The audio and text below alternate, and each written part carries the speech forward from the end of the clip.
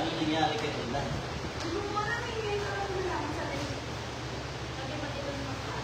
Ikaw kasi papa, pinainom mo ng ano. Si papa, buka mo na ubahan. Yung tubig nilagyan ng toyo, pinainom siya. Sabi ni papa, ice tea. Ice tea. Lamat pa.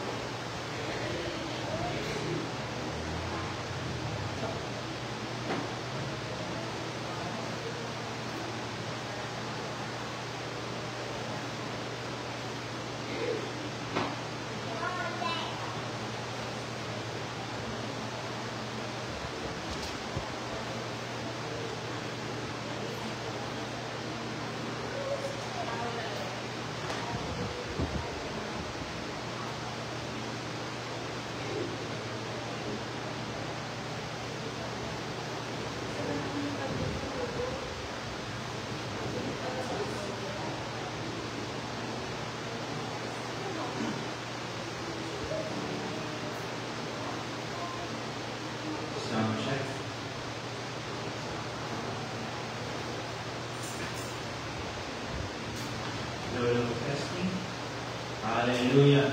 Magandang umaga po sa bawat isa. Tayo papasimula na sa gawain ng Panginoon. Awit tayo sa Diyos sa isang masilang mawiti. Amin na natin Panginoon, langit ang nadara. Yes, minsan pa, palapakan natin, purihin natin ang Diyos. Hallelujah! Glory to God. Praise the Lord. You are holy. Kaya ko ay magiging ko, O Diyos sa buhay ko. Ang kagalatan mo ay kalakasan ko. Ikaw ang nais ko.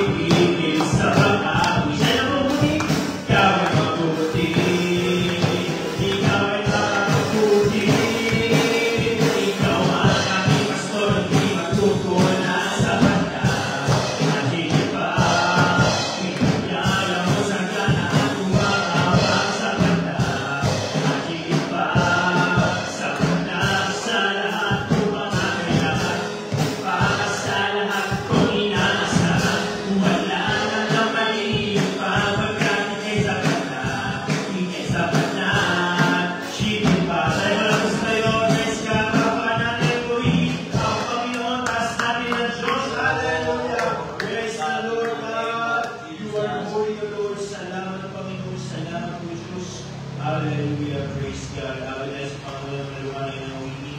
Aming natin siya. Praise the Lord. Salamat katulad ng Diyos. At sumpo ng biyaya.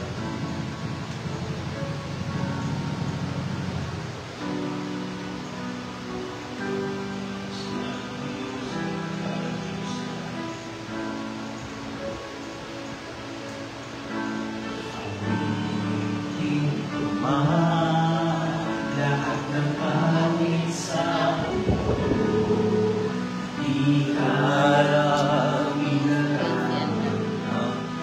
ano ba nangyari?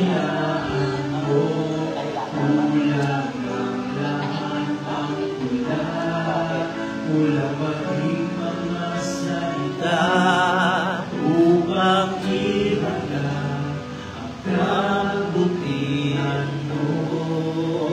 Yes, oh God. Awitin ko lahat ng kami sa mundo.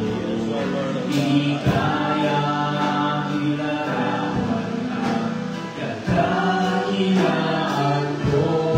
Kulang ang lahat ng kulang maging mga salita upang ihayag ang kabutihan mo. Walang katulad, wala nang higit sa'yo, wala kang katulad, wala nang pabantay sa'yo.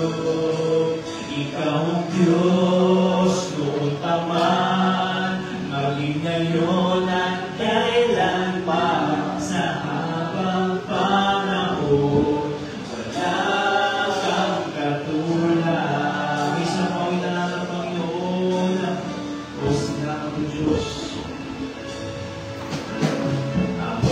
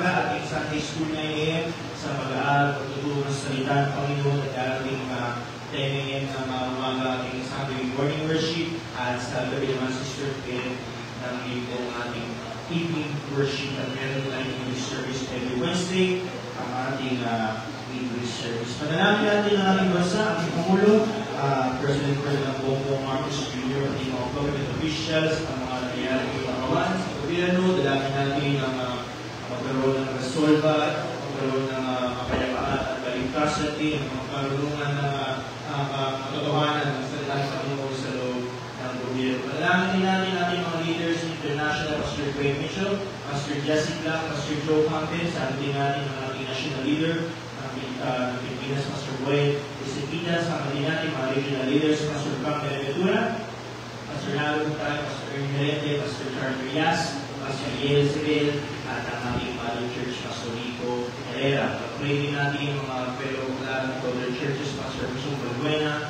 Pastor Noel Torres, Pastor Richard Isay, Pastor Vincent Saber, Pastor Marceliano, Pastor Bong Canyosa, Pastor Julia Luchaida, Pastor Sam Pulbul, Brother Jameson Gregon, Brother Ruel Abata, Pastor Melvin David, Pastor Jonathan Chavez, Pastor Jess Pancho, at Pastor Danny Umaya. Nalangin din natin ang ating mga missionary churches all over the world, Abu Dhabi, Cambodia, Taiwan, ang mga kapatiran ng Vietnam, sa Malaysia, Indonesia, Philippines, sa Japan, at sa bansang Israel. Sama din natin panalangin ang ating church, Upper Polo, ating pastor, Pastor Rizal, na sa bayan, spiritual breakthrough, financial breakthrough, salvation, deliverance, soul lacking, new converts, dalangin natin sa ring study, sa ring lote, transportation, binibili. Pag-pray din natin ang mga healing request, prayer request, Sheila Garcia, Brother Lord Caro, Pastor San Pedro, Sheila San Pedro, Tita Lord Zagadulo, Pastor Toming, Wilinda Samson, ang kaganapan sa pangyayari kay Brother Elgan at kay aking kapatid si Brother J.R. sa kanyang kalusugan at pagpalay natin kagalingan. At sama din natin ating mga mahal sa buhay, huwag tayo tumigil at dalangin natin ang pag-share, hindi tayong karunong sa Panginoon, pag-share sa ating mga mahal sa buhay at matupag sa rin makasama natin sa kamay ng Diyos. Ang ating revival crusade, ang susunod natin activities, October 4 to 5, at ang ating Jubilee Service kung revival night sa October, kung buwan ng October natin ay 25 at International Bible Conference at impacting natin next year sa March 21. At sa mga activities natin na namin natin mayusan din ang ating speaker upang tayo mga labas. At sa mga halagang pabalita ang ating pastor ang mag-uuli at praise God. Okay, gumako sa panalangin. Minsan pa, puli natin palakpakan ng Diyos. Hallelujah! Praise the Lord! Glory to Jesus! Thank you, God Almighty, O Lord! Salamat sa Panginoon! Praise the Lord!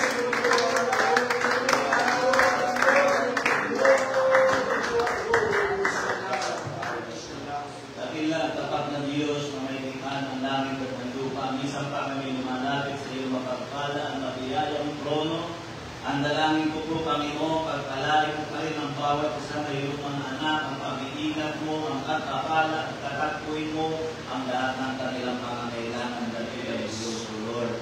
Ito ang dalangin namin sa iyo, Panginoon, ang aming mga kapatiran na may karamdaman, Panginoon, na kaya J.R. Uta, Lord, sa mag-asawa ni J.R. at saka ni Joanna, O God, ang kanyang sambahayan, O God, ingatan mo ang recover ng mga nasa madaling panahon. God, ingatan mo ang iyong mga anak, maging ang pinsala sa kakahuhan ni Gloria, O God, ikaw pa rin Panginoon ang mag-ingat at magpala sa iyong anak. God, maraming kong salamat, maging ang nabanggit sa unahan, O God, ang mga prayer request, ang mga may karamdaman, O God, ang mga hindi ko nilalaan, O God, sa kanila, iyong at mga iyong kamay para sa kanila, Panginoon. Ito ang dalangin namin, tulungan mo po, Panginoon. Pangimasukan mo ang bansa namin, O God, magkaroon ka ng intervention, Panginoon, sa bansa namin, Panginoon, ang anak na kapulukan. O God, ang aming bansa ay iyong pamimigyan ng solusyon.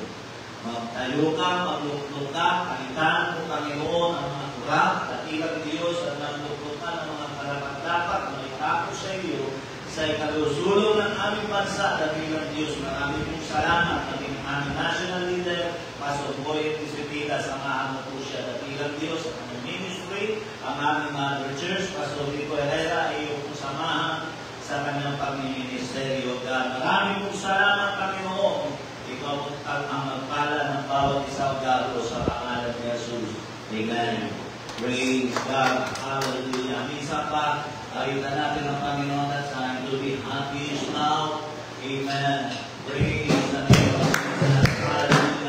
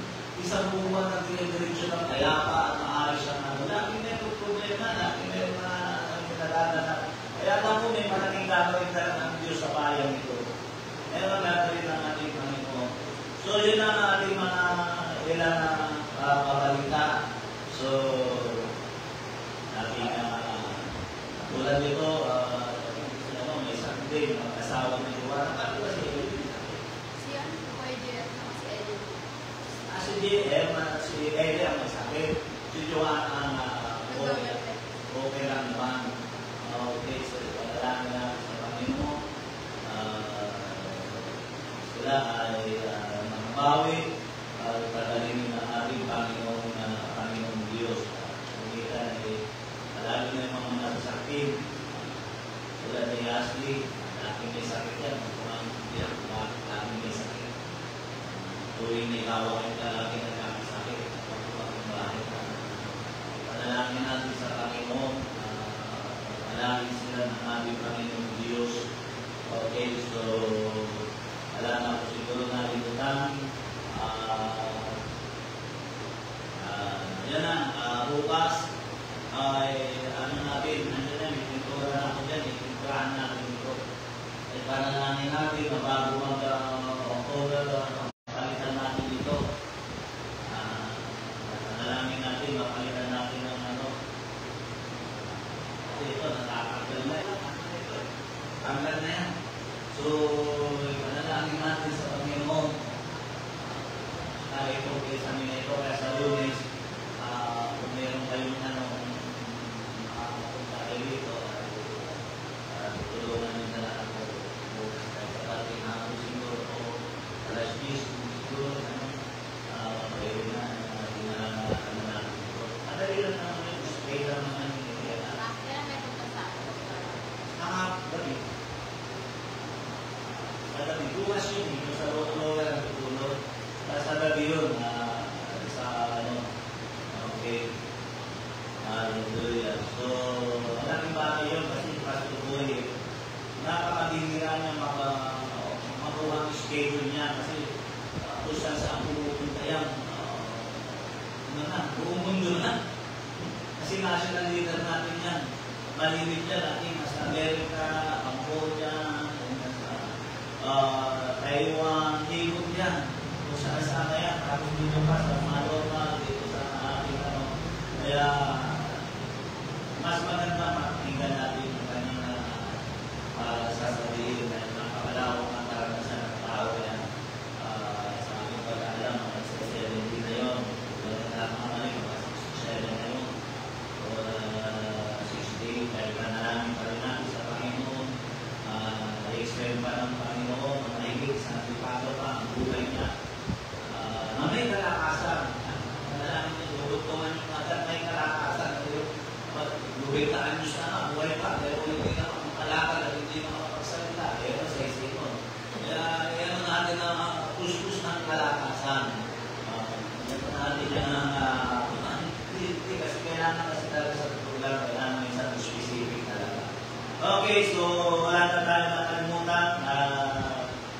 Tulad ng ating parating ginagawa, tayo ay darato sa bago lumako sa gawain ng Panginoon sa kanyang salita ay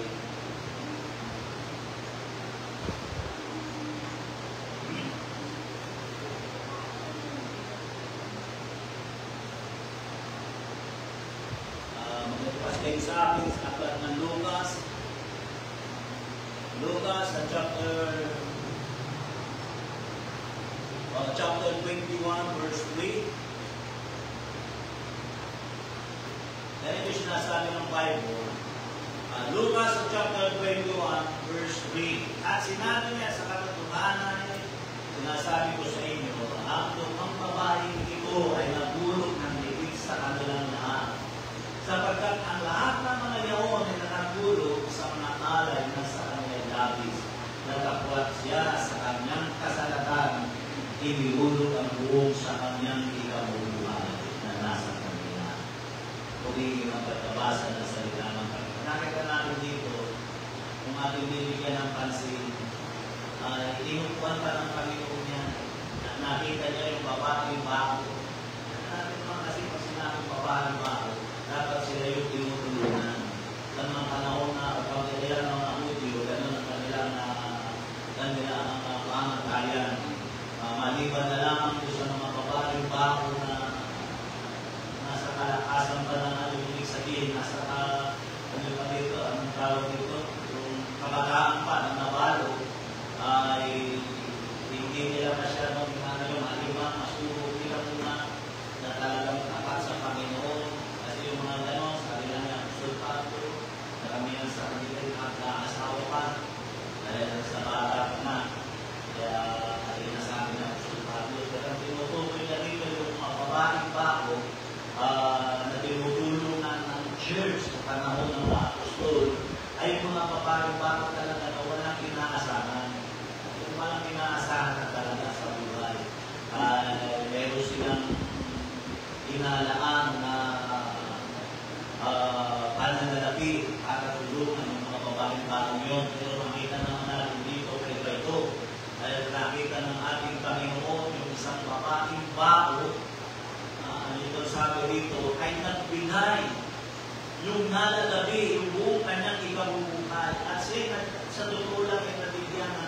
kasiyahan. Amen. Ano ba ang kailangan? Isang bagay kung bakit tayo ay nasisikap na maging tapat sa Panginoon. Bakit tayo tumatayo? Bakit tayo nagbibilay? Ano kaya? Para naman tayo pagpalayo ng Diyos. O para tayo ay makapagbigay ng kasiyahan sa ating Panginoon. May papakita ko sa inyo dito. Ewan ko kung nakikita nyo ito. Palagay ko naman, makikita nyo dahil may papano malaki ito. Ito, isang Indiano ito. Ang kanyang pangalan na nakalagay, di ba? Kita nyo, 20 years. Isa na ito kay Phil. Hindi ko alam, wala kasi internet dito eh. Para makita nyo doon, hindi nakuha. Ano po kung ano, hindi ko kasi sinunod eh. Para hindi pumasok kasi wala akong mga internet.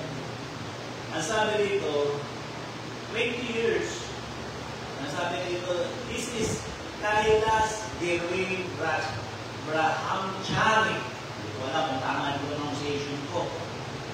Sabi dito, popularly known as modern day Shravan Kumar. He has been carrying his 80 years old blind mother on his shoulder for the past 20 years to visit different shrines across India. Ito yung sabi dito, para lang bisitahin yung India, yung mga dambana sa India. Yan ang sabi dito. Yung iba't ibang dambana sa India, ang sabi dito, across India to fulfill his mother's wishes. Para lang nabigyan niya ng kaligayahan, matupad niya yung kahilingan ng kanyang ina. 20 years pasan-pasan niya sa kanyang balikat. Ito ba yung itsura o yan? O, 20 years yan. 20 years yan pasan-pasan niya. O, pati yung gamit nila. Nandito sa kabilang basket, maraming basket yung kanyang nanay, kabula, 80 anyos. Tapos yung sa kabilang ano ng taho. Sa kabila ay yung kanilang mga gamit, mga kasangkapan. Kasi nga, iniikot nila lahat ng dambana doon sa India. Ang India kasi ang pinakamaraming Diyos-Diyosan sa buong mundo. Ginagawa ngayon sa loob ng 20 years para pagbigyan ang kahilingan ng kanyang ina. Nakakita ko ito sa loob ng 20 years, hindi niya inaring malaking sakripisyo. Ang nakikita ko ito yung pagmamahal niya sa ina niya. Para mabigyan ng kasiyahan, mapagbigyan ng yung kanyang ina. Sa loob ng 20 years. Sana meron nga na ganun namin. At meron din ganun anak. Na kaya niyang pagbigyan ang kanyang ina. Hindi niya itinuturing na isang mabigat na kasama. Yun ibig sabihin ng pagmamahal. Para lang pagbigyan ang kalustuhan ng ina. Ilang taon na nang binibigyan ng kasiyahan ng buwan. Kung sana kung ano, ay lahat, sabi ko, lahat ng simbahan ng India, iniikot nila sa loob ng 20 years. Hindi ko alam kung anong panata ng babae. Pero gusto pa niya makakita.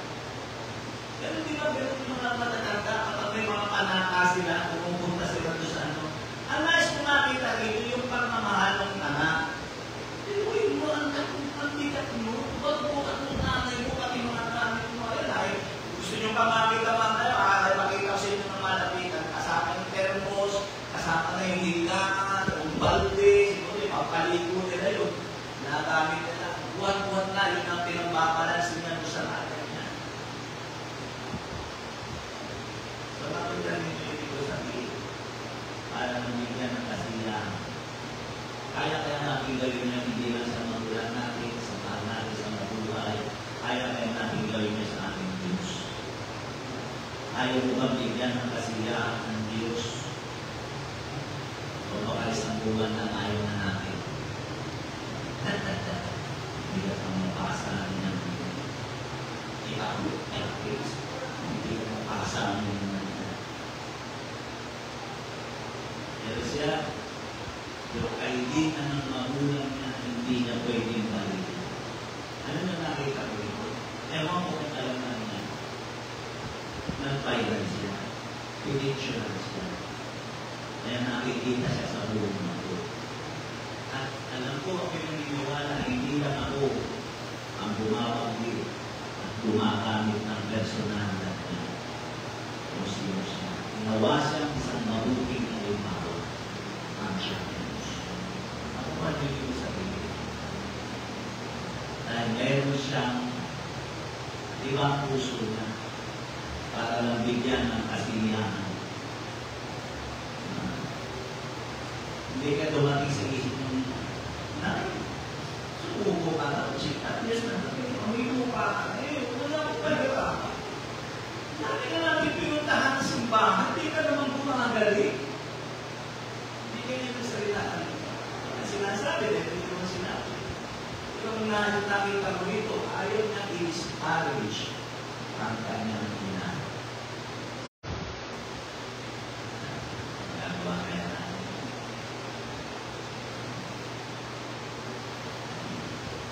Huwag kakampi namin ang dugo ang magulang natin.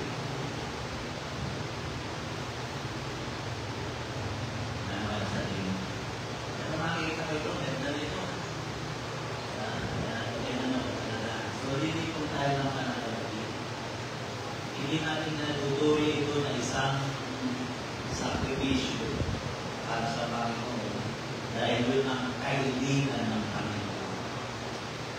Yan ang sabi ng Panginoon. Hindi siniyasan ng ano pangalan nito? Si Sharaban Kumar. Yan mo sa Google para makimakiyak mo totoo itong ating Sharaban Kumar. Kanyang pangalan. Hindi niya binigyan ng kasi totoo ba tama ang kaibigan ng kanyang binabasa ng mahalaga sa kanya. Yung kultungan, ang kaibigan ng ina niya, basta ang mahalaga sa kanya, mabigyan niya ng kasiyahan. Yun ang ayaw ng Panginoon ng dulo ng kanyang magulang. Dahil hindi ko naman nanalabi para sa gawain ng ating Panginoon Diyos. Praise God. Hallelujah. Tawagan ko si Jadon. Praise God. Hallelujah. Tayo manalangin sa Panginoon. Praise God. Nagilang tapat na Diyos na may likha ng langit at ng lupa. Marami pong salamat, Panginoon, sa iyong kabutihan. Marami pong salamat, dakilang Diyos, sa iyong biyaya na pinakakaloob sa amin, Panginoon. Salamat po sa lahat ng bagay o dakilang Diyos. Mga bagay na hindi ko kayang gawin, ikaw ang gumawa sa iyong mga sa pangalan ni Jesus. Amen. Praise God. Hallelujah.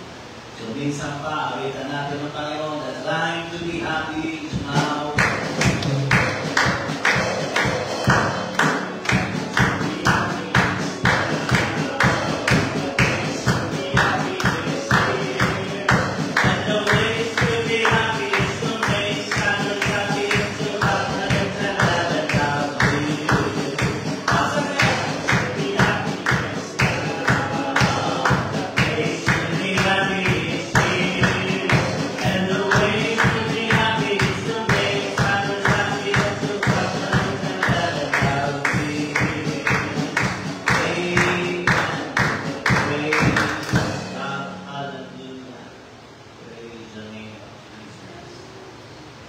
Sino pong naniniwala ito na lahat ng bagay na nilikha ng Diyos ay may lalim?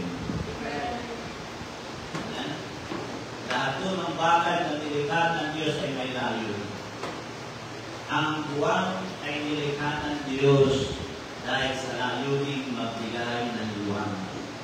Diba? Lahat ng nasa langit, marunong magbigay. Lahat, isa pang bakit dapat natin maunawaan, lahat ng nilikha ng Diyos ay marunong magbigay. Puno ng mangga, nilikha ng Diyos yan, nagbibigay. Anong puno ang hindi marunong mauna? Hindi marunong magbigay. Nilikha sila ng Diyos dahil sa layunin. Mayroong layunin. Kahit layunin yung lako. Alam mo ba yung lako? Mahirap lang sa buhay. Hindi lang ang ibinibigay sa tao. Naitanong nyo na ba sa isip nito?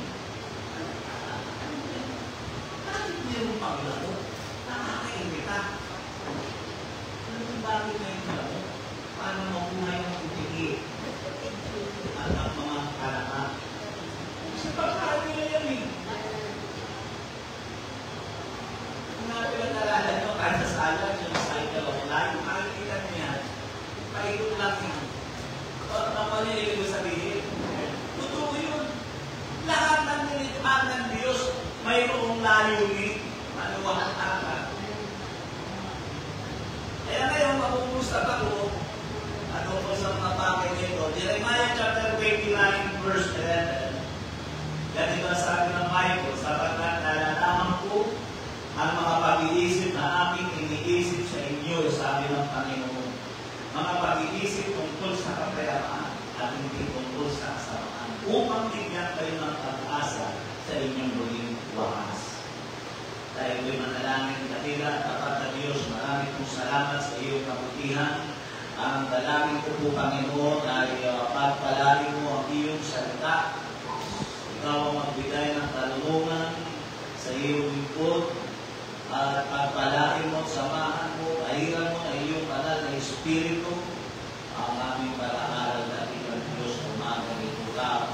Maraming kong salamat sa iyong kabutihan sa pangalan ng Espiritu. Tingnan ninyo yung pinanggit dito ng Panginoon. Sapagkat nalalaman ko ang aking mga pag-iisip na para ba sinasabi niya siya'y nasa kabilangan. At alam niya ang mga bagay na iniisip niya.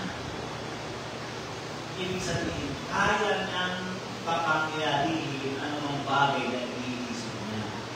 Yun ang parang pinakikita rin eh. Siya'y nasa katinuan. At nag-iisip siya ng mga bagay na ikabubuti. Sabi ng Panginoon, mga pag-iisip tungkol sa kapayapaan at hindi tungkol sa kasamaan, upang bigyan kayo ng pag-asa sa inyong huling wakas. Ang maganda, sino man tao ang hindi na walang, hindi nagkaroon ng plano ng Panginoon? Sino sa Panginoon? Sa totoo lang, sa lahat ng tao, ng Diyos ay nagkaroon ng layunin. Kaya lang, nakakalungkot doon, may mga tao sinisira ang layunin ng Diyos. Kailanman hindi magdagaling ang pagkasira ng plano ng Diyos na kanya sa atin yung nagkakaroon. Tayo ang sumisira. Kaya nais ko mangusap sa paksang, there are things that can destroy God's plan. Ay yung mga bagay na sumisira sa plano ng Diyos. Una, lack of faith. Kawalan ng pananampalataya. Napalagay niyo ba na palagay mo ang sarili niyo, mabibigyan ng katuparan ng Diyos ang sa isang tao, ang kanyang plano sa isang tao, walang pananampalataya. Malabo yun. Malabo yun. At kung may man nag-isip ng pinakamaganda at pinakamabuti sa buhay natin, walang iba ito, hindi ang Panginoon. Yun yung teksto natin. Yung isinumpatan niya na yung kanyang kaisipan ay nasa tamang pag-iisip. At alam niya ang kanyang ginagawa. Yun ang ibig sabihin ko. Lack of faith. Sa umpisa pa lang, ang sabi ng John chapter 3 verse 16, ano sabi nito? Sapagkat kayong nalaman ang pagsinta ng Diyos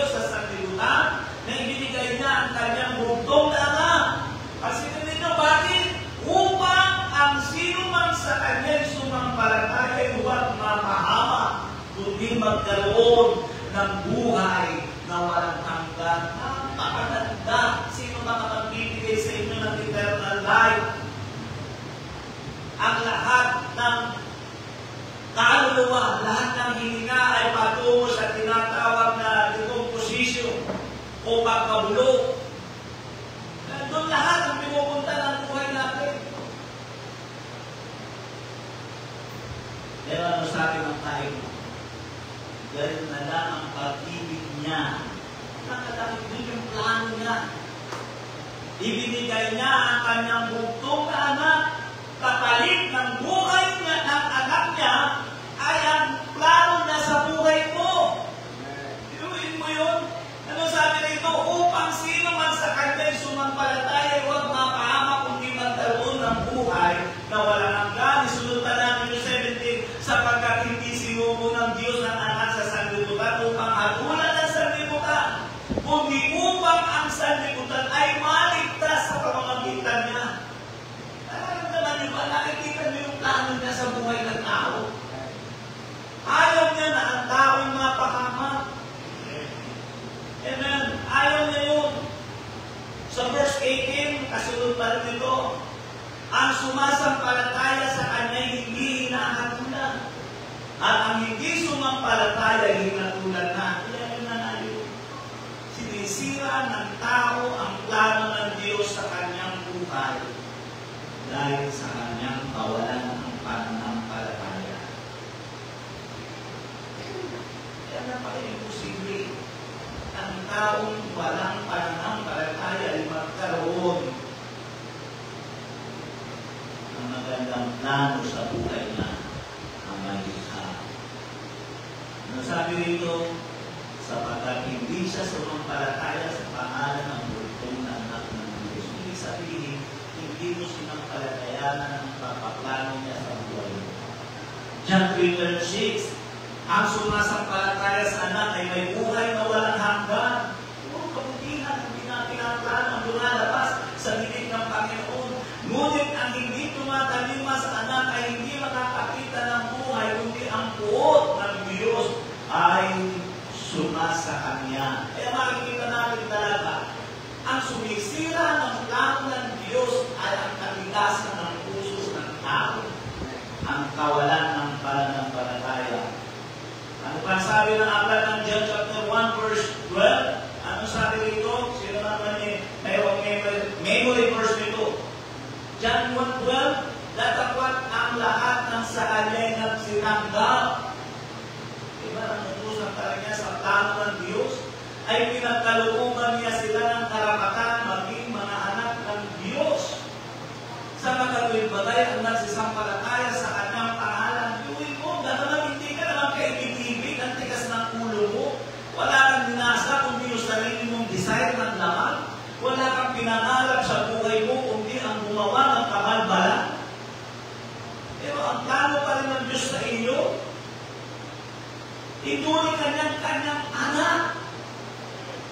Ito sabi ng salita ng Panginoon. Verse 13, na mga ipinanganak na hindi sa dugo, ni sa kalooban ng laman, ni sa kalooban ng tao, kundi ng Diyos. Ituloy mo yan. Yan ang plano ng Panginoon sa sangkatauhan. Itumik ang kanyang anak.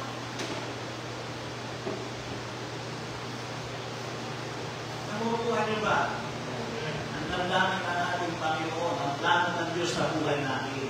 John chapter 5 verse 24, katotohanan, sinasabi ko sa inyo, ang dumirinig ng aking salita at sumasampalataya sa Kanya na nagsugo sa akin ay may buhay na walang hanggan at hindi mapapasok sa paghatol. Yan ang plano ng Diyos sa buhay mo, hindi namala dahil sa masamang katayuan sa paghatol, kundi lumipat na sa kabuhayan mula sa kamatayan. Napakagandang layunin ng Diyos at tinayaran niya ng kanyang anak para maisakatuparan ang plano niya sa buhay mo at sa buhay ko. Sinabi pa rin ng John 11:25, sinabi sa kanya ni Jesus, ako ang pagkabuhay na muli At ang kabuhayan, ang sumasampalataya sa akin, bagamat siya'y mamatay, gayon may mabubuhay siya. Sino dito ang naniniwala mamamatay siya? Lahat tayo, hindi naman tayo lubot. Di ba? Sino dito ang lubot? Ha? Sino dito ang bakal? Ang katawan? Lahat tayo, susuko ang katawan natin. Pero ano sabi rito ng ating Panginoon? Ako ang pagkabuhay na muli at ang kabuhayan. Ang sumasampalataya sa akin, bagamat siya'y mamatay. Hindi mo pinapakakuwag ka ng Panginoon.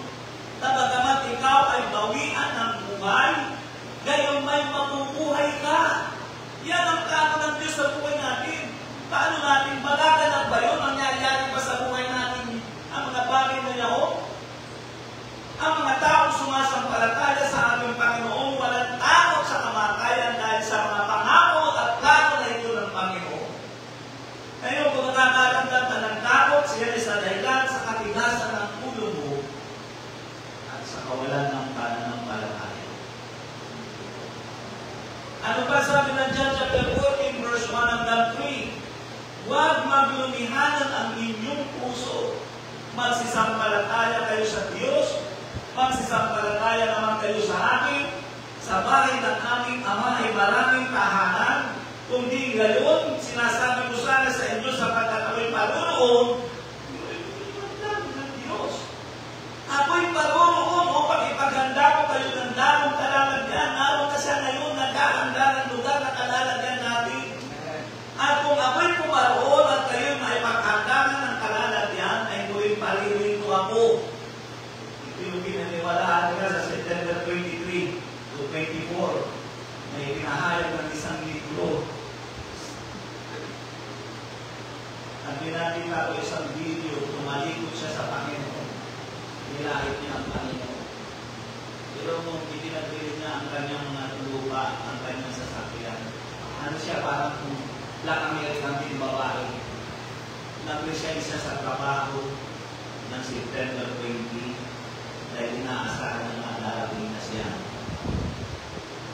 Ngayon, wala na siyang paniwala. Sabi niya, hindi totoo ang salita ng Diyos. Oo, kasi. Alam niyo, sabi ng libro, tumating na. Kaya ang spiritual rapture ang nangyari. Ang spiritual rapture, susunod din ang katawan. Uy, ang daming palusutan.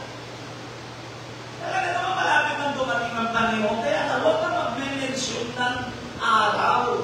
Kasi ihahayag sa iyo ng Panginoon, pero marunong ka pa sa Diyos. Samantala sinabi ng Panginoon, ano sabi ng Aklat ng Gawa, chapter 1, verse 6 or 7? Basta doon sa Acts chapter 3, hindi kasi nakalagay dito yun eh. Ano sabi ko? Tanongin ng Panginoon o ng mga alagad kung anong gagawin niya. Ano sabi doon ng Panginoon? Hindi para sa inyo ang pagkaalam ng mga bagay na hinaharap. Tapos, sinabi na ng Panginoon, hindi para sa inyo, ito'y para lang sa aking Ama. Marunong ka pa. Kaya nasabi ko sa inyo, magbasa kayo ng Bible. Ngayon, nakahamak yung kaluluwa ng Afrikana ngayon. Yung babae ngayon, Black America.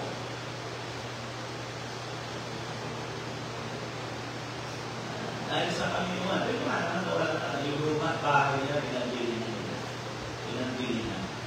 Tapos nag-design na sa trabaho. Hindi nyo na, kung nakita nyo, ako kasi nasugat pa yan ko yun eh. Ako ganun sila talaga doon, 23 ba't sila, pero nagla, makakuha ako. Nagdamit gano'n na, kaya nakita, tawa-tawa tuloy. Hanggang 24, ganun sila. Parang tingin ko, parang buntot eh. Yung lugar ng kinalalagyan nila, andun sila, ang dami. Ang daming nagaya. Hindi sinabi niya. At akong ako'y pumaroon at kayo maipaghandaan ng kalalagyan. Ito'y palilito ako at itatanggapin ko sa aking sarili. Kung ang gusto na ako naroon, kayo naman ito. Plano yan ng Diyos. Plano ng Diyos. So, nakuha niyo ito sa akin. Nakita niyo, walang libo ang plano ng Panginoon, ang pangako ng Panginoon sa kanyang mga anak. Pangalawa na naisibigyan ng pati, unang sumisira, nakawala ng pananampalataya. Pangalawa, reprehend o gawang kaluwakan. Pagiging tuwang.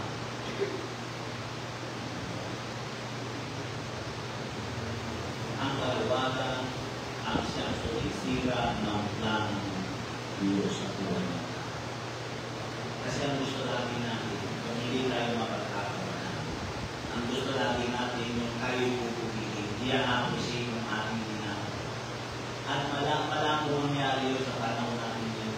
Dahil sa panahon natin ngayon, ang ina-appreciate na ang pinupuri ng tao ay yung mga maling gawain.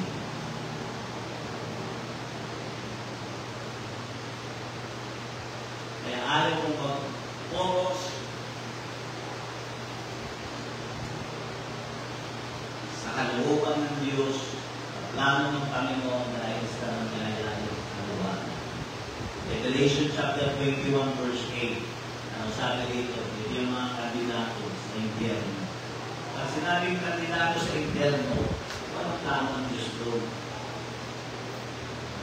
Ang nakatalaga sila sa impyerno. Walang hanggang pagpupunta. Revelation 21:8. Ngunit sa mga duwa. Yan? Nakaiwa. Unang duwa, ang dalawa. Nominee. Ngunit sa mga duwa, ano sa palagay ninyo yan? Sa paalam niya. Duwag niya. Duwag mo kayo pagkakaan. Duwag magpatakbo ng motor na 170 o 160. Ano ibig sabihin niya? Ano ibig sabihin ng duwag na yan?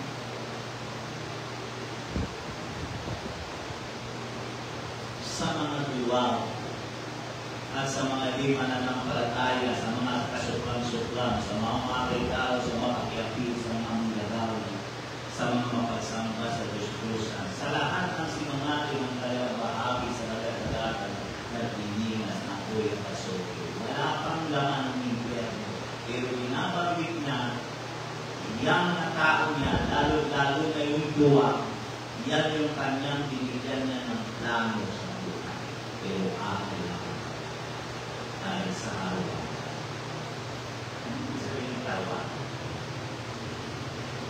Duwag na itaas ang pangalan ng Panginoon. Duwag na sabihin siya'y naglilingkod sa Diyos. Duwag na sabihin na siya'y nakasunod ng Panginoon. Duwag na panghawakan ang katotohanan. Duwag na panghawakan ang kamanalan at kalinisan dahil pagkakawalan siya. Diba? Duwag na ipahayag na siya'y kakaiba na sa takbo ng sistonan sa libutan. Yun yun.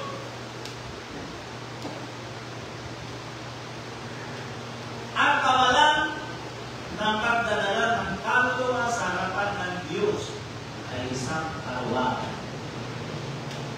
Kaya question natin sa isang tao, 3 taon ka na, 5 taon, 10 taon, wala ka pang naalis ng kaluluwa. Question natin po yan. Dahil yan ang tungkulin ng bawat isa at yan ay hindi nangyayari dahil nasa salitang kaluwagan. Kasi ayaw mo masasalakap na. Nakikita mo na masalimutan ang buhay na hindi ka makapagpahaya. Hindi mo masabi yung katotohanan. Kasi natatakot na. Ezekiel chapter 3 verse 17 to 19. Aklat ng Ezekiel chapter 3 verse 17 to 19. Anak ng tao, ginawa kitang bantay sa sambahayan ng Israel. Kaya pakinggan mo ang salita sa aking bibig at ipamuna mo sa kanila sa ganang aking. Alang-alang daw sa Panginoon, ikaw ang magsasalita sa kanila. Pagka aking sinabi sa masama, ikay walang pagsalang mamamatay at hindi mo pinagpaunahan siya o nagsasalita ka man upang ipiyatin ang masama mula sa kanyang masamang lakad. Dahil nasa katakutan. Dahil nasa ayaw niya siyang makarating siya. Ano? Pati ba naman din ako? Buwang agin na rin? Ayaw ba niya makarating siya ng gano'n? Ay, naku! Huwag mo nga ako sama-sama sa mga kalungkuhan mong yan. Yan. Hindi na natatakot sa gano'n. Ano sabi dito? Upang iligtas ang kanyang buhay, ang kanyang masamang tao'y mamamatay sa kanyang kasamaan. Ngunit, ang kanyang dugo ay aking sisiyasakin sa iyong kamay. Ibig sabihin, mananagot ka sa buhay na ibig sabihin sa mga mabilan na nasisira ang plano ng Diyos. Ayaw nangangat sa hindi dahil sa iyong kaluwagan nasisira ang plano ng Diyos sa buhay. Ano ibig sabihin ito? Verse 19, dahil may kung iyong ipagpapaunahan ang masama at siya hindi humiwalay sa kanyang kasamaan o sa kanyang masamang lakad man, siya ay mamamatay sa kanyang kasamaan, ngunit iyong iniligtas ng iyong kaluluwa at sa lalo matutuloy ang plan ng Diyos sa buhay mo. Gagamitin ka ng kasangkapan sa maraming mga akal. Hindi mo ito. Moment number 1, nangunguna ang mga luwag. Ito yung muling binanggit sa Ezekiel chapter 33. Katulad na sinabi ko sa inyo, pag inuulit-ulit ng ilang beses sa Bible, ibig sabihin, pinagtitibay ng Panginoon. Ezekiel chapter 33, verse 7 to 9, sa gayon ikaw, anak ng tao, ay inilagay ko na bantay sa sambahayan ni Israel. Kaya dinggin mo ang salita sa aking bibig at magbigay alam ka sa kanila sa ganang akin. Pagka aking sinabi sa masama o masamang tao, ikay walang pagsalang mamamatay at ikaw ay hindi nagsalita upang magbigay alam sa masama ng kanyang lakad. Ang masamang yaon ay mamamatay sa kanyang kasamaan. Ngunit ang kanyang dugo ay sisiyasakin mo sa iyong kamay. Ano mangyayari ang plano ng Diyos sa ating buhay? Kung meron tayong mga bagay na pagpapayanan. Dahil may kung iyong bibigyan ka lang ang masama ng kanyang lakad upang lumiwalay at hindi na iwalayan ang kanyang lakad, mamamatay siya sa kanyang kasamaan, ngunit iniligtas mo ang iyong kaluluwa.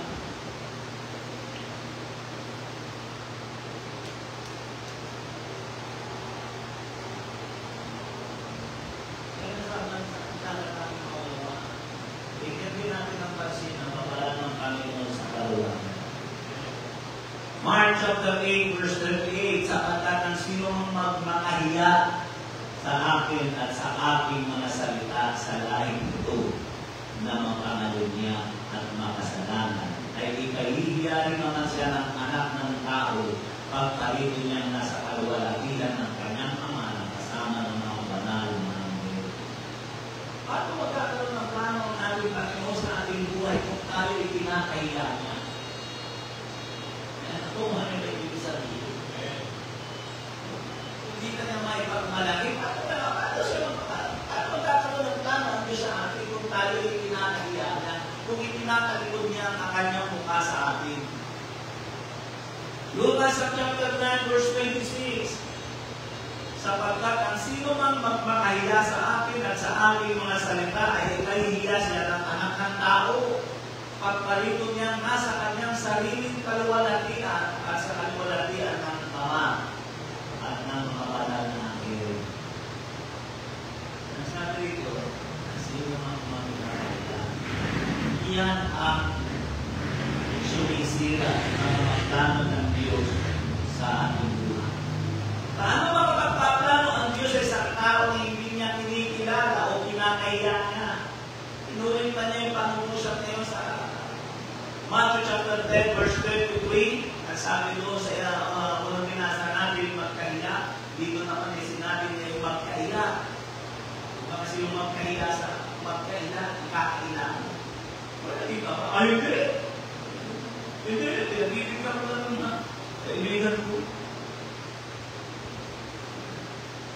Bibigyan ko lang na nila gusto. Matthew 10:33, dadapat sino sa ating magkaila sa harap ng mga tao, ay ikakailangan naman siya sa harap ng ating Ama na nasa sa langit. Ano mangyayari ang plano ng Diyos sa buhay ng tao? Napakarami ang plano kung ikinakailangan. Kaya ang tao ay sumisira ng plano ng Diyos. Inulit pa niya sa Lucas 12:9, "Tatapat ang magkaila sa akin sa harap ng mga tao ay ikaila sa harap ng mga anghel ng Diyos." Okay? Pangatlo, na sumisira ng plano ng Diyos, pag-iimbot. Pag-iimbot. Nasa halimbawa rito ang buwan ni Giasi o si Giasi. Minsan nabanggit ko, kanina ko napapanggit ito si katakan na Haman na may keto. Nagtusan ng lingkod ng Panginoon, Eliseo na lubusong ko sa gilid ng utang ng 7 beses at gagaling ng kanyang balat ay babalik sa dati na tayo ng pulis na isang sanggol. Yan ang sabi dito. At nangyari at nadalang na yun. Sa inyong personal na lang napapabasa, 2 Kings chapter 5 verse 20 to 27. At ano sabi roon? Dahil sa kaganakan ni Naaman, naghandog siya ng napakalaking kayamanan kay Propeta Eliseo, na dapat tinanggihan ni Eliseo. Kaya lang umiral ang pag-iimbot ni Giasi. Ang tao pala pag nag-iimbot, nagsisinungaling. Tingnan mo, kaya anong sabi ng orasyon? Di ba pag-iimbot? Inang-imbutan din kayo bilyo para sa proyekto ng Pilipinas, sa ikasusulong ng Pilipinas. Ano plano sa kanila ngayon? Ano sa tingin mo? Ano sa kanila? Kaya natawa ako na sa Facebook, inapunan yung buhaya, ang ganun yung buhaya. Oh, hindi na pala. Hindi, ayun ba yung kalabaw, sabi yung kalabaw, hindi na pala ako pambansang hayop ng Pilipinas, buhaya na pala. Tawa talaga ako. Naman na nakamula ka yung kalabaw eh. Nakalahin mo, pinakita na pala ako ng mga buhaya. Sila na pala ang pambansang. Yan ang makita ko ng mapa ng Pilipinas. Yung mapa ng Pilipinas sa gano'n. Parang nakagano'n eh. Parang tao yun ang nakagano'n eh. Hugis ng buhaya. Ginagawa nilang katatawanan, pero totoo yan. Dahil gawa ng mga pag-iimbot, kaya nasisira ang plano. Ano nangyari? Pansinin ninyo, ano nangyari kay Giasi? Nagsinungaling siya. Idiliin niya na inamon niya yung si Kapitan Naaman. Sinurkat niya doon sa bandang muli sa harapan ng puno ng mga layo-layo doon sa bahay ni Eliseo. Anong sabi doon? Kinuha niya yung anyo, ibinibigay ni Kapitan Naaman kay Eliseo. Tinamon niya sa kanyang bahay. Kaya na magbasa sa 2 Kings chapter 5 verse 20 to 27.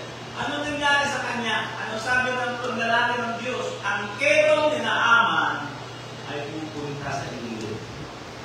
At sa lahat ng magiging lahi mo. Pinuhin mo pati lahi niya, dinagyan niya ng sinira niya ang plano ng Diyos. Kaya pag ang tao ay nag-iimbot, hindi na ikaw ang masisira ang plano ng Diyos, maging sa susunod na henerasyon mo. Ito ang dahilan kung bakit ako inususulitan ng ganito kahit iilan ka ng tagapakilig ko. Dahil alam ko, darating ang panahon kung hindi man sa akin lumago ito, maaari sa aking mga anak, maaari sa aking mga madadala sa Panginoon, maaari kay Edda, kay ako. Pinuhin mo yun, oh. Kaya yung makikita mo sa Bible na lahat ng mga may ketong, lahing hindi isi yun.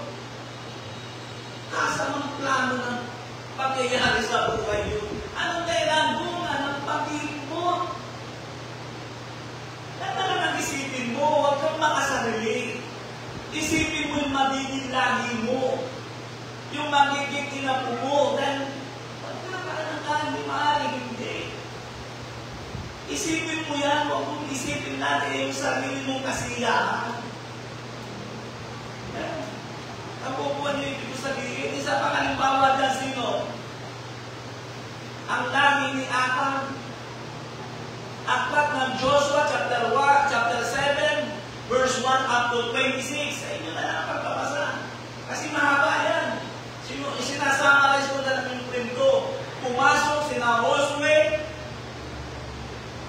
doon sa Wall of Jericho, ibinagsak ng Panginoon dahil sa pagsunod ni Joshua at ng kanyang nasasakupan, bumagsak ang Wall of Jericho at dahil doon nakakita sila ng maraming samsam, nakakita si Achan ng tintong tila. Inimbot niya, itinago niya. Alam mo anong kasalanan doon? Ang Jericho ay unang bayan, unang bansa na sinakop nila. First fruit sa mga salita. Yung mga una, basta yung una, tulad yung unang lumabas sa bahay bata ng Panginoon, pag-aari ng Diyos yun. Yung unang pagkatanim ka, yung unang pagkatanim mo, pag-aari ng Diyos yan. Unang bansa na sinakop. Patuloy ko naman nakita yung papasahin niyo. Hindi dapat nila pinang-ilaman yun. Sinabi yun ni Joshua, wala kayong pupunin. Lahat ng yan ang samsabay ay dadalhin sa kapan na aming Panginoon.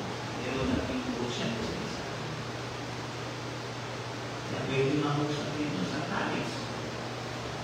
Kaya dapat natin maunawaan para sa Panginoon yun. Kaya yung unang sako.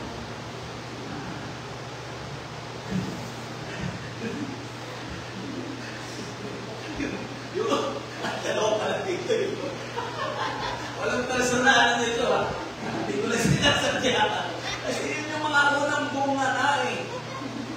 Yung mga unang tagumpay. Yun ang unang tagumpay ni Joshua eh. Kaya nga pala mga dalawa nga pala na yung goal dito. Una nang first time na pumasok ng trabaho. Yun na sabi dito. Tingnan nyo ito sa Joshua chapter 22 verse 20. 22 verse 20. Pero yung una, yung bukang nangyari na yan, doon mo makikita yan sa Joshua 7:1. Kaya lang inulit ni Joshua sa Joshua chapter 22 verse 20. Ang sabi niya, hindi ba si Achan, anak ni Sarah, ay nagkasala ng pagsalangsang sa ito na lang ang bagay? Talagang bagay na hindi nila dapat ulit yun. At ang pag-iinit ay mahulog sa buong kapisanan ng Israel. At ang tao niya o hindi namatay ng mag-isa sa kanyang kasamaan. Ano ba nangyari? Pinatay lahat ng lahi niya. Kasi andun yun eh, papasok na ulit sila sa itinako niya yun eh, tuligin niya yun eh.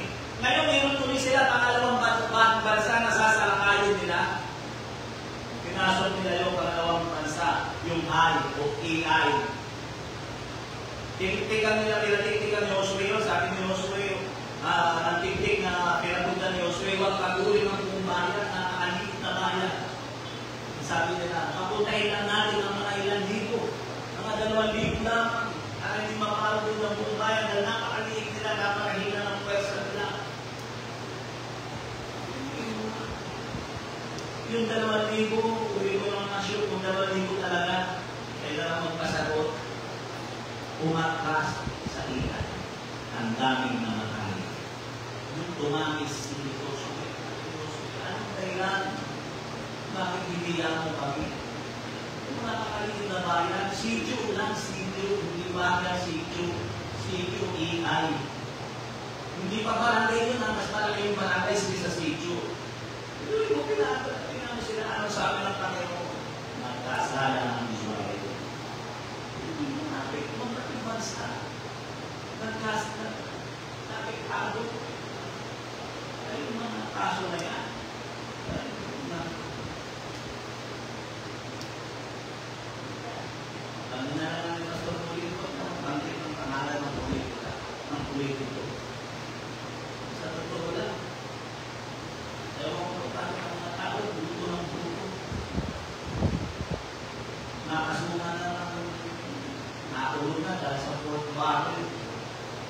tinuto ka.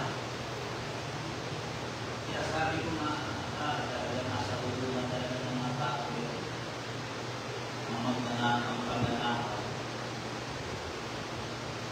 Ay, kung ng pastor, hindi first time yun. Napasok na rin tayo, dismiss na ng ombudsman, kaya pangkul lang ng Senado. Tinutok ng Senado, kaya hindi ka dalaw ng ombudsman. Kaya yun, nakakuha ka naman. Pero congressman pa lang siya, ang pastor na yun, congressman pa lang siya, may kaso na siya, sapot siya sa korpa, ibinuto ulit. Kaya sabi ng komitan, ang nanakaw talaga. Kahit anong mangyayari na, magnanakaw talaga yan, hindi niya mawawala. Kasi nasabi niya, nasa kaisipan yan, hindi niya kayang tutuloy ang kanyang sarili. Totoo yun. Sakit yun eh.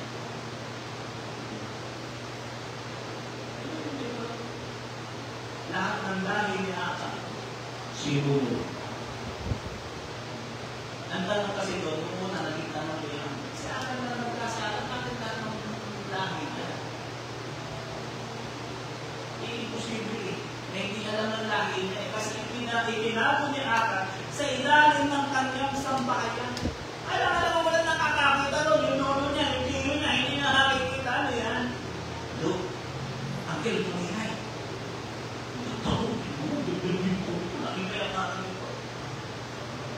Hindi sila kumiko. Yun nga yung sinabi doon na nilasa natin. Kapag nakita mo ang tao na nakasala at hindi mo sinabihan, sisingilin ko sa iyo. Tamay ka. Sisingilin ko sa iyo ang kanyang dulo. Kaya yung sabihin. Kaya yung nasabi mo, lagi niya nawala sa plano ng Diyos.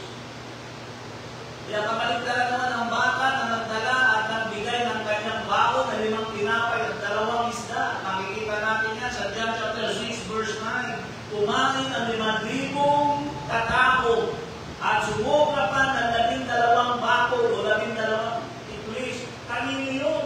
Nung umalis doon, wala tayo nakita ang dalataran ng tigiti sa 12 gusto. Tapos ang nakikita natin, lumakatan sila ng konti, naputok na ulit sila, nagkakalo na ulit sila, saan sila pupuha ng pagkain. Ayaw nung sumuka lang yung 2, saan napunta yun? Daladalang bata. Naglutik kayo 5 tinapay na 2 isda, 12 tikulis, 12 kain. Wala silang dala ng umalis doon eh. Kaya ibig sabihin, binigay ng Panginoon siya ng sacrifice. Hindi siya natimbot, hindi siya nagdamot, ibigay mo sa kanya natin. Ganun ang Panginoon. Nakikita natin yun sa John chapter 6 verse 9. Si Ananias at si Sapphira sa book of Acts chapter 5 verse 1 hanggang 10. Anong nangyari sa kanila? Ang ganda ng puso nila. Nahamon sila dahil pinagbili ni Perabili ang kanyang lupain para lang isulong ang gawa ng Diyos. Kaya ginawa nila, pinagbili nila yung lupa nila, kaya nung makita nila nilang bilang, naging puso. Tinanong ni Pedro, sa ganito halaga nila ba talaga pinagbili? Oo. Bakit ka nagsinungaling sa Panginoon? Sa inyo naman talaga yan. Umayang mo ibigay. Ibigay ako na kayo magsinungaling. Ibig sabihin na ako sa Pedro nun eh. Ano nangyari? Isa, ipagkasabi ng ganun, bakit kayo sinungaling sa Diyos? Hindi kayo sa akin sinungaling, hindi sa Diyos. Tapos kinuha ng mga disciple, hindi lilibig. Hindi pa nakakabalik yung naglilibig.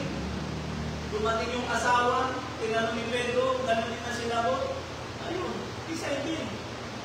Kaya pagbalik yung naglilibig kay Ananias, pagpigil ng ako, hindi na makililibig. Ano ka naman yung kanyang asawa? Ang ibig ko sabihin, sila yung mga disciples, sila yung mga alagad, may plano ng Diyos sa buhay nila, pero nasira bunga ng pag-iibo. Ano iniibo namin? Piling pera, piling kalayawan, piling pag-aari ng Diyos. Ano mga pag-aari ng Diyos?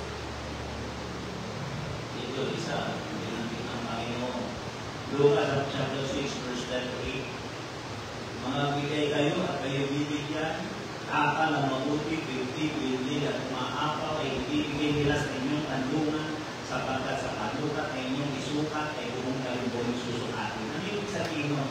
Ang plano niya sa buhay mo ay nakadepende sa sukatan ng pagbibigay mo. Ano yung sabihin mo? Kung paano ka gumagawa, nalampastihan ang plano ko sa iyo. Ano yung sabihin? Kaya sinabi rin ng Panginoon, unahin niyo ang kanyang pariyan, Matthew 6:33, datapwat hanapin muna ninyo ang kanyang pariyan, ang kanyang katuwiran at ang lahat ng bagay na ipawang idaragdag sa inyo.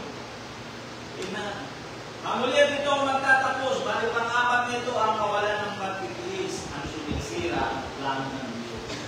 Alam natin ito, ang buhay ni Job, ano nangyari kay Job?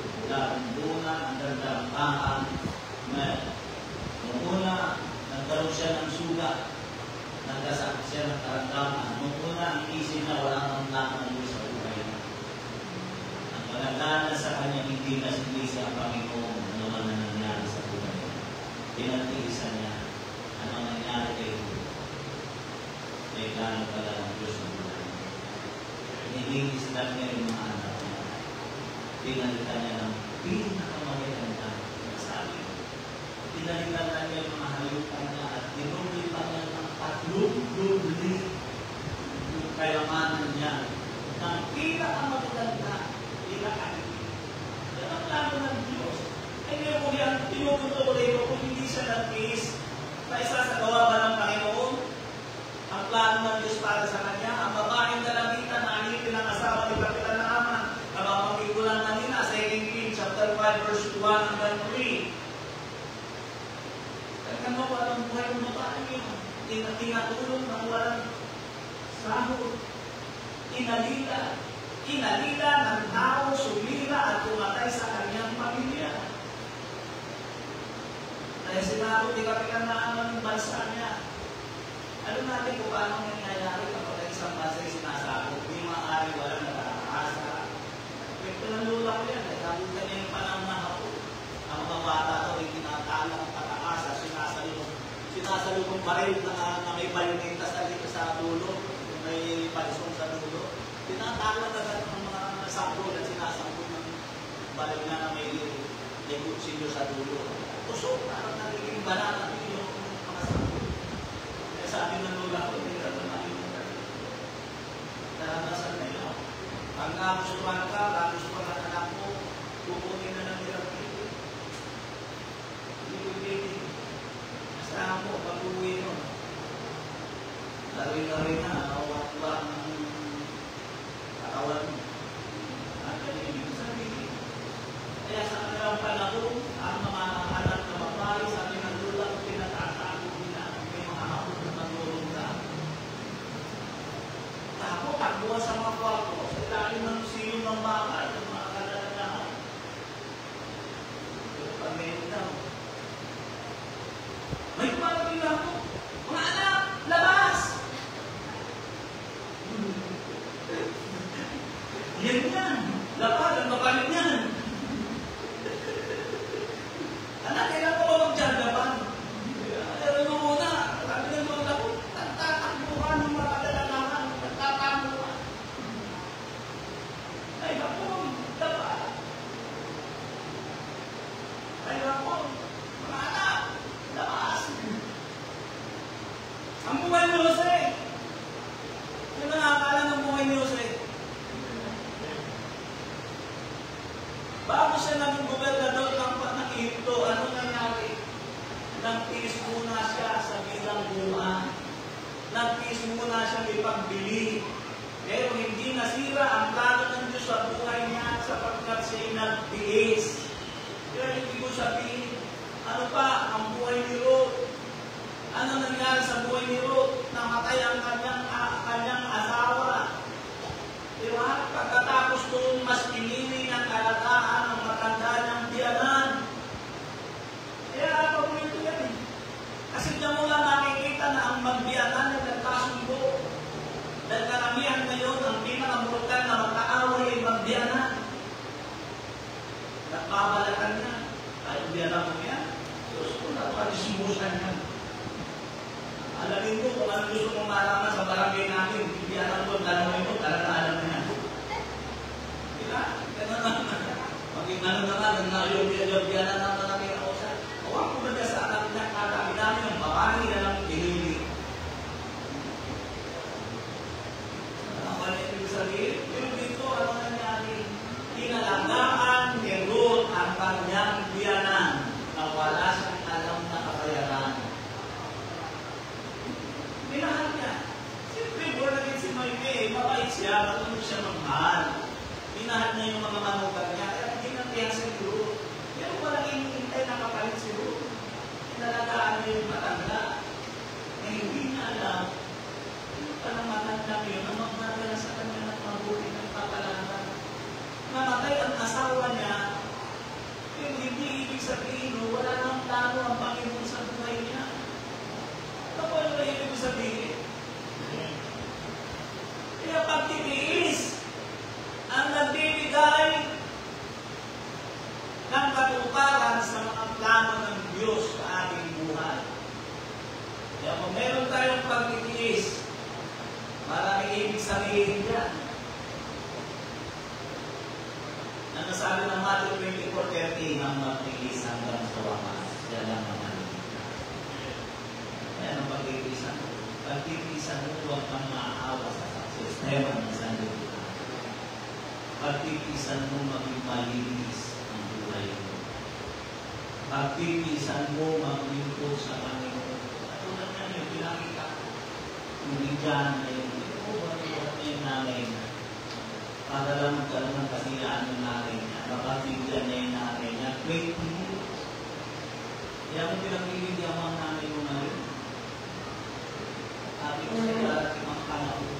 Kaya yung akin, aalit ka mo sa pagkatuwa ang nanay mo. Pag naakilala ka sa Panginoon. Hindi mo malalang, hindi mo lang alam, gagamitin ng Diyos ang buhay.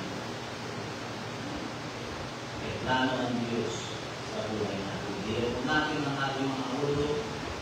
Musap ako sa isang simple at kaya ka mapamusap. There are things that can destroy God's plan. Bigyan ko ito ng mapasin sa apat na katotohanan, lack of faith.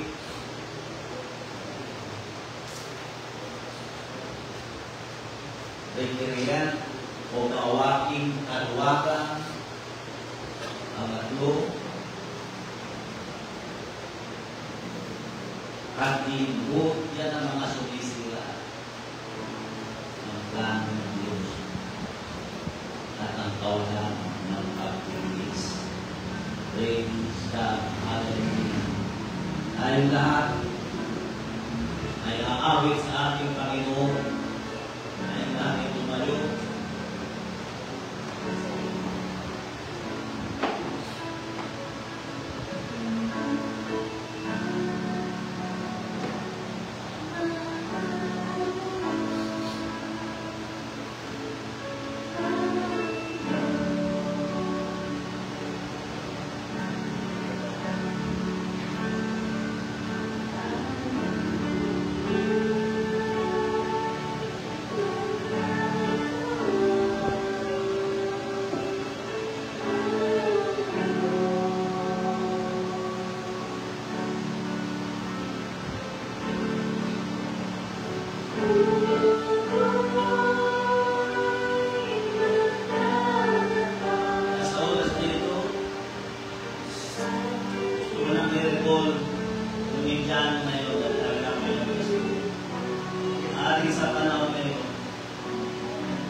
Tuwag-tuwag mo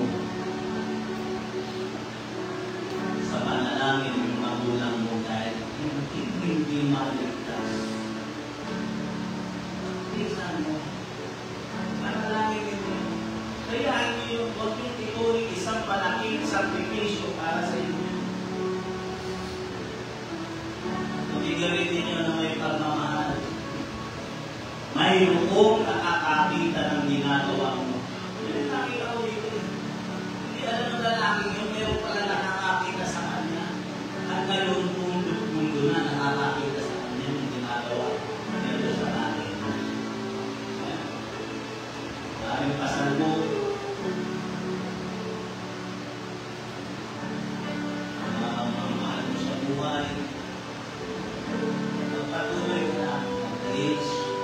plano ng Diyos sa buhay. Ito yung dapat natin maunawa. At sa oras na ito, makakasakali ako sa unahin, hindi ka pa nakakatanggap sa aking Panginoon. Yung pa nakikilala ng Panginoon sa buhay mo.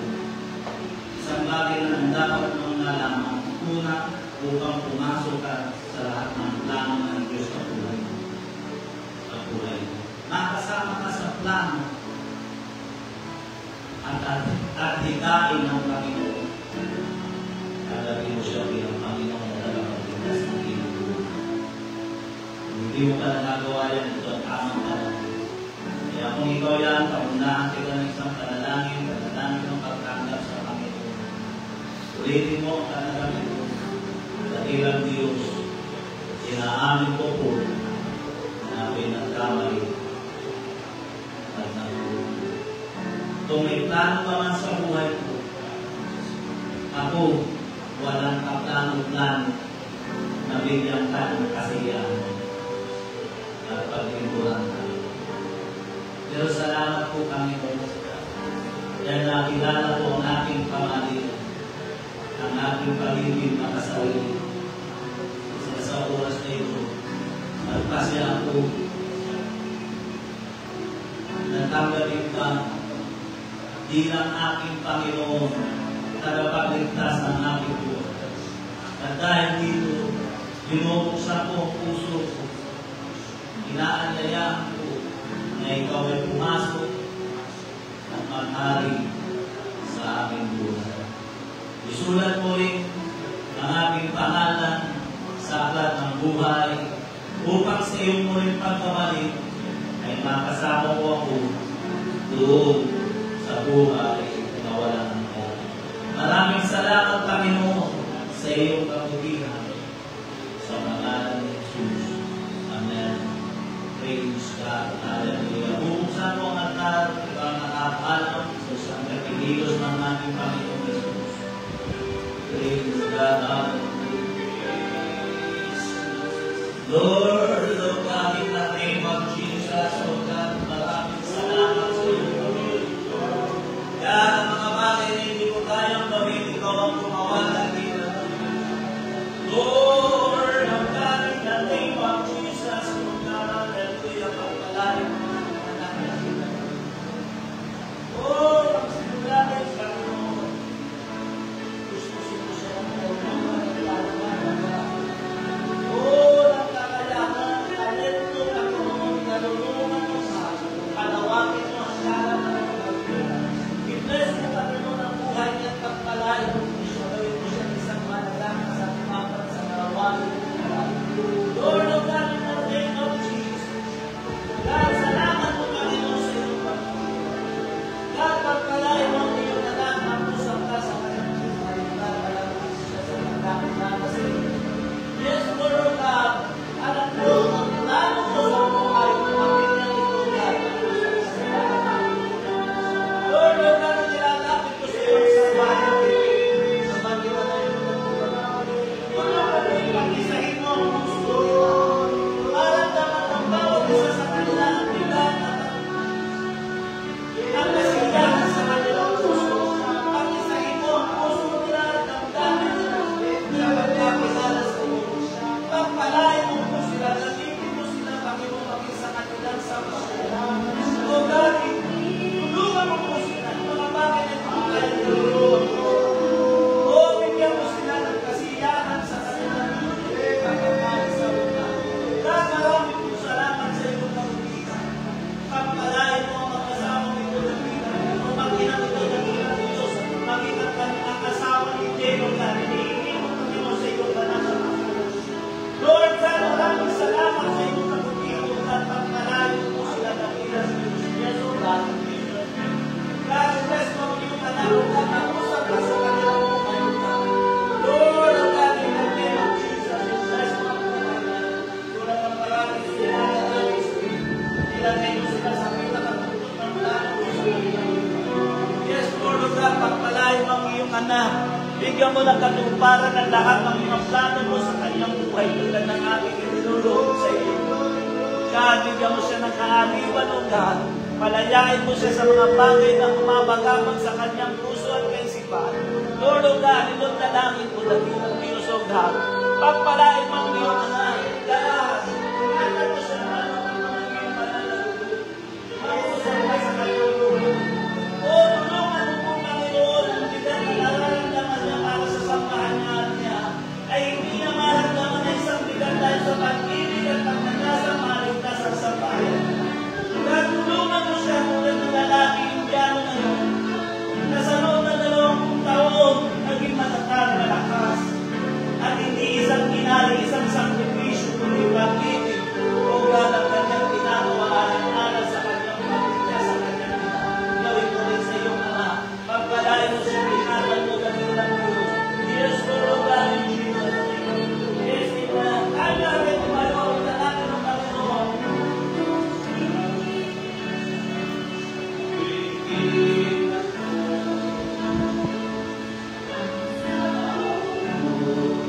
Once again, alam kong hindi ako.